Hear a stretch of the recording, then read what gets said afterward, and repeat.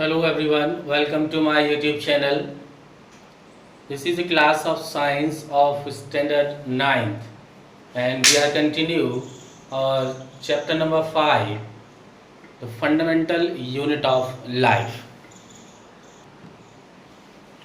In the previous video, we were talking about the cell definition and we already studied about the three definitions in the previous video. पिछले video में हम लोग cell की definition के बारे में बात कर रहे थे और उसमें जाना था कि सेल अपने आप में होता क्या है और उसकी डेफिनेशन क्या है। उसके तीन डेफिनेशन के तौर पर हमने देखा था building block of A life, fundamental unit of A life and structural and functional unit of A life. इस तरीके से हमने तीन तरीके से हमने डिफाइन किया था सेल को। Now move to the next and now we will discuss about the cell discovery. अब हम बात करेंगे सेल डिस्कवरी की कि सेल को किस तरीके से डिस्कवर किया था, किसने किया था और कैसे किया गया था और कब किया गया था। If you talking about the cell discovery, the cell was first discovered by Robert Hooke in 1665। अगर हम सेल की डिस्कवरी की बात करते हैं, सेल को सबसे पहले पता लगाने वाले कौन थे, तो सेल को सबसे पहले पता लगाने वाले थे रॉबर्ट हुक, जिन्होंने 1665 में इसके बारे में पता लगाया। And the cell which was discovered by the Robert Hooke is a dead cell.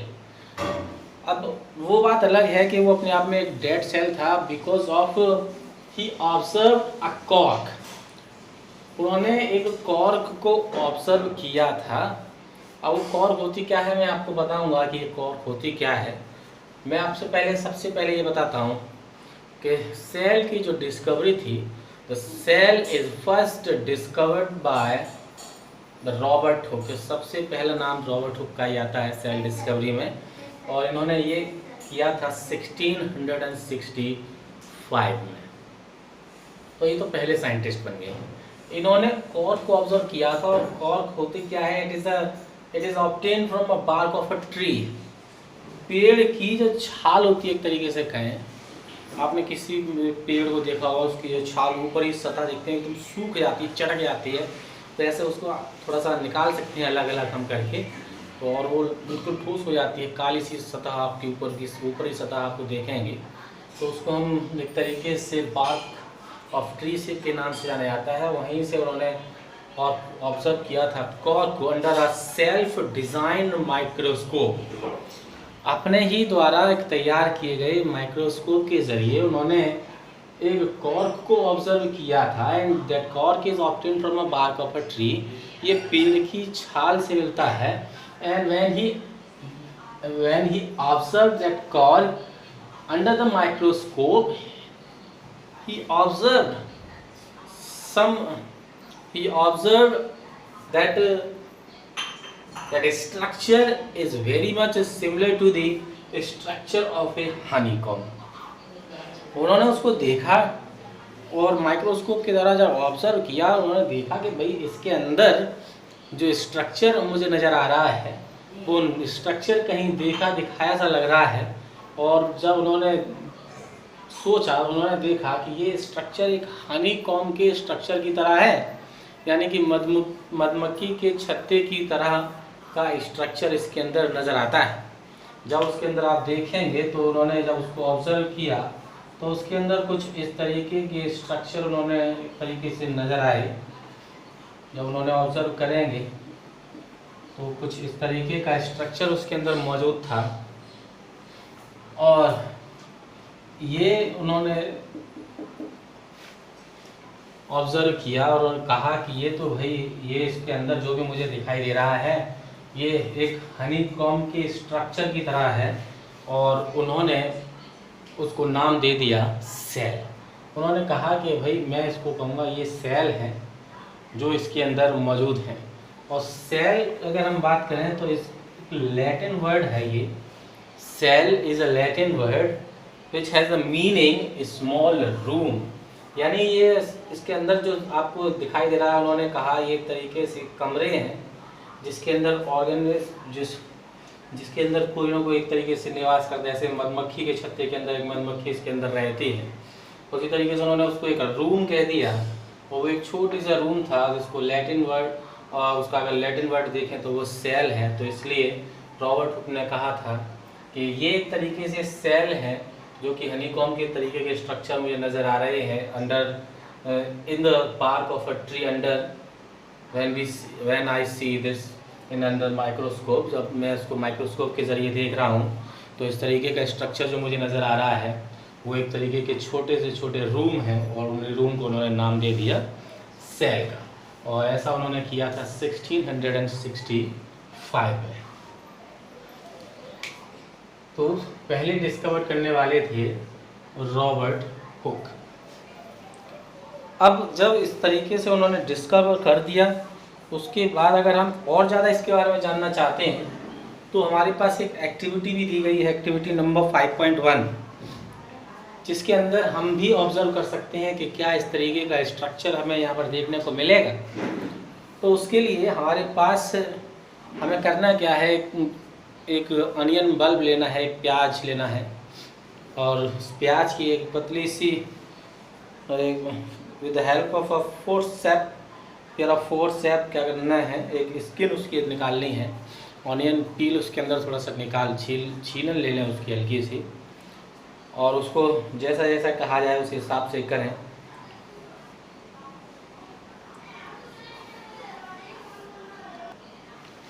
जैसे ही उस ऑनियन पील को एक तरीके से निकाल लेंगे, उसके बाद उसको गिलास के ऊपर रखें, उसमें पानी डाल दें जिससे कि वो अपने आप में फोल्ड ना हो, सूख ना जाए। उसके बाद हल्का सा सेपरेट सॉल्यूशन मिलाएं, जिससे फिर बाद में जब माइक्रोस्कोप के ज़रिए उसको ऑब्जर्व करेंगे तो हमें ये जो स्ट्रक्चर है वो पूरी तरीके से साफ साफ दिखे। जब उसको हम वहाँ से निकालेंगे और उसको वहाँ से निकालने के बाद एक स्लाइड के ऊपर जब उसको रखेंगे तो उसको थोड़ा ग्लिसरीन उसके ऊपर डाल दें, और फिर उसके ऊपर एक कवर स्लिप लगा दें जिससे कि वो वहीं की वहीं बनी रहे, फोल्ड ना हो। और फिर जब उसको माइक्रोस्कोप के ज़रिए ऑब्जर्व करेंगे, कंपाउंड माइक्रोस्कोप के ज़रिए देखेंगे, तो हम जानेंगे कि उसके अंदर भी हमें कहीं ना कहीं इसी तरीके का स्ट्रक्चर नज़र आएगा।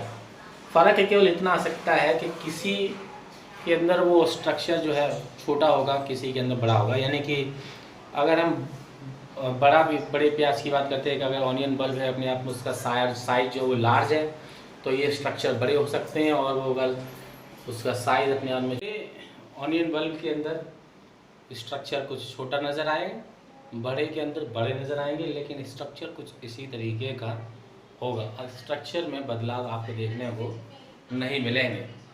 तो इस तरीके से हम इसको ऑब्जर्व कर सकते हैं। नाउ जैसे जैसे इन्वेंशन हुआ है मैग्नीफाइंग लेंसेज का, जिस तरीके से उन्होंने अपना एक माइक्रोस्कोप बनाया, और आगे भी इन्वेंशन जैसे जैसे हुए माइक्रोस्कोप के, वैसे वैसे जो माइक्रोस्कोपिक वर्ल्ड था उसकी अपने आप में खोज हुई। यानी कि कहीं ना कहीं बहुत छोटे छोटे ऑर्गेनिज्म के बारे में हम लोगों ने जाना, उनके बारे में पहचाना और स्टडी की, और ये भी पता चला कि हाँ बहुत ज़्यादा छोटे ऑर्गेनिज्म भी यहाँ इस वर्ल्ड में मौजूद हैं, which can not be seen with the necked eyes, इसको सीधे आँखों से नहीं देखा जा सकता। In these microscope, in these microorganism, some are made up of a single cell and some are made up of the more than two cells, two or more than two cells या many cells। तो हमने इसमें देखा कि कहीं ना कहीं कुछ ऑर्गेनिज्म ऐसे होते हैं जो एक ही सेल से मिलकर बने होते हैं, कुछ ऐसे भी होते हैं जो कि कई सेल से मिलकर बने होते हैं। तो those which are made up of the one cell is known as unicellular organism, and those which are made up of many cells, जो कई तरीके के सेल से मिलकर बने होते हैं और कई सारे सेल से मिलकर बने होते हैं। तो उस तरीके के ऑर्गेनिज्म को मल्टी सेलुलर ऑर्गेनिज्म के नाम से जाना जाता है। अब एक और स्टडी सामने आई कि जो भी ऑर्गेनिज्म है वो अपने अगर हम एक नए सेल के बनने की बात करते हैं, सेल जो है सेल का डिवीज़न भी लगातार अपने आप में चलता रहता है। The cell divides and made new cells. Cell अपने आप में डिवाइड होते हैं और नए तरीके के सेल्स बनाते हैं, यानी कि नए सेल जो होते हैं वो कहीं ना कहीं अपने प्री एग्जिस्टिंग सेल्स से ही मिलकर बने होते हैं, उन्हीं से निकल कर आते हैं। और नए सेल का पुराने सेल से बनना ही अपने आप में सेल डिवीज़न के तौर पर देखा जाता है। और इसके भी अपने आप में दो प्रोसेस है जिसके बारे में आगे हम इसमें पढ़ेंगे। अभी हम इसके बारे में जान रहे हैं कि उसकी डिस्कवरी जो एक तरीके से हुई और उसके बाद माइक्रोस्कोप के आने से कैसे हमारे पास ऑर्गेनिज्म के बारे में हमने और ज़्यादा वहाँ पर जानकारी प्राप्त की। रॉबर्ट हुक की डिस्कवरी के बाद और भी ज़्यादा जानकारी प्राप्त हुई सेल के बारे में, और ज़्यादा साइंटिस्ट ने उस सेल के बारे में जानकारी प्राप्त की। उसके बाद आए लीवेनहॉक आए जिन्होंने 1674 में एक फ्री लिविंग सेल की खोज की। एक पॉन्ड वाटर में, तालाब के पानी में उन्होंने एक फ्री लिविंग सेल की खोज की थी 1674 में लीवेनहॉक ने। जो रॉबर्ट हुक ने 1665 में जो खोज किया था वो था डेड सेल, और जो लीवेनहॉक ने जो खोज की थी वो की थी लिविंग सेल की। उसके बाद रॉबर्ट ब्राउन ने 1831 में, रॉबर्ट ब्राउन आए, उन्होंने 1831 में न्यूक्लियस की खोज की। उन्होंने कहा कि सेल के अंदर अपने आप में एक न्यूक्लियस भी मौजूद होता है, जिस न्यूक्लियस के बारे में हम लोग ज़्यादा जानकारी और आगे आने वाले वीडियो में जानेंगे। तो रॉबर्ट ब्राउन ने बताया था कि कहीं ना कहीं उस सेल के अंदर अपने आप में एक न्यूक्लियस भी मौजूद होता है। उसके बाद परकिंजी ने 1839 में प्रोटोप्लाज्म की खोज की थी। तो इसके सेल की डिस्कवरी के बाद कुछ और डिस्कवरी हुई और आगे चलकर यहाँ पर फिर एक सेल थ्योरी दी गई। और ये जो सेल थ्योरी थी, सेल थ्योरी क्या, यानी कि सेल के बारे में और कई सेल के बारे में बताया लोगों ने। साइंटिस्ट वहाँ पर जो हुए उन्होंने सेल के बारे में बताया कि सेल अपने आप में क्या क्या होते हैं और इसके अंदर क्या क्या मौजूद होता है, किस तरीके के फंक्शन करते हैं। तो सेल की थ्योरी को प्रेजेंट करने वाले दो बायोलॉजिस्ट थे। एक थे आपके सेल्डन, इन्होंने 1838 में बताया एक सेल थ्योरी दिया था। और उसके बाद दूसरे थे स्वैन, जिन्होंने 1839 में बताया था। एक ने 1838 में, एक ने 1839 में। लगातार दो बायोलॉजिस्ट हुए और दोनों बायोलॉजिस्ट ने सेल थ्योरी दी।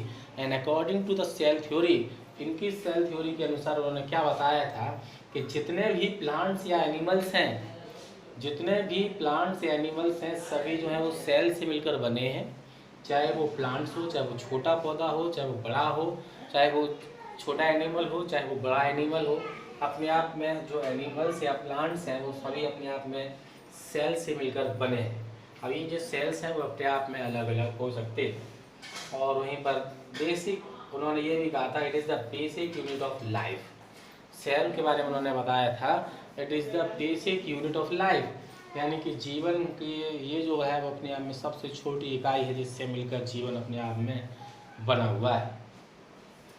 तो इतना सेल थ्योरी देने के बाद फिर अगले एक और यहाँ पर बायोलॉजिस्ट है, साइंटिस्ट हुए अगले बर्काउ, जिन्होंने 1855 में और ज़्यादा सेल थ्योरी को आगे बढ़ाया।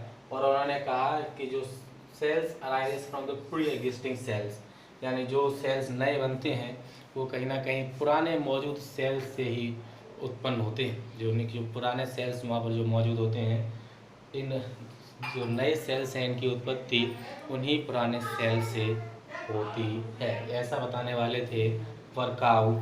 इन 1855 में इन्होंने इस तरीके से बताया था।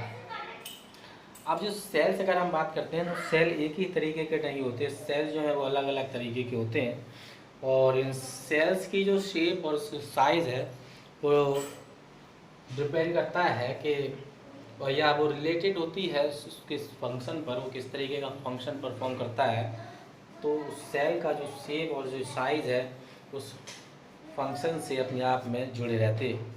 कुछ सेल्स हैं जैसे कि अमीबा है, अपनी शेप को लगातार बदलता रहता है, और in some cases the cell shape could be more or less fixed and peculiar for a particular type of cell.